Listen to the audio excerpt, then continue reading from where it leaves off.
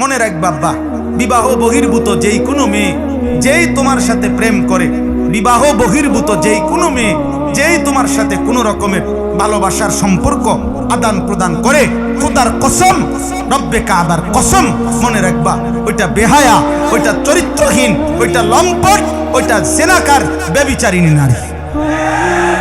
বলে হুজুর, আমারে বলছে এক ছেলে, হুজুর হুজুর ও আজকে 3 বছর সব সময় হিজাব পরে, আমার সাথে ছাড়া পৃথিবীর কারোর সাথে কথা বলে না। সুবহানাল্লাহ।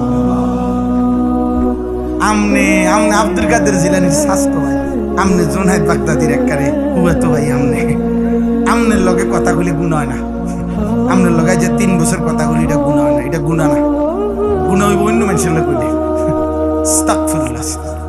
আমি তখন ওই যুবককে বলছিলাম, যুবক শুনো, 3 বছর ধরে যেই মেয়ে বিবাহ বহির্ভূত তোমার সাথে সম্পর্ক, সে যদি হিজাব না, আমি বললাম আনিসুর রহমান, আমি বললাম সে যদি লেফও গাও দেয়, কম্বলও গাও দেয়, সে যদি লেফ কম্বল গাও দিয়েও থাকে, এরপরও সে বেহায়া বেহায়া বেহায়া, চরিত্রহীন মেয়ে, চরিত্রহীন মেয়ে, চরিত্রহীন মেয়ে।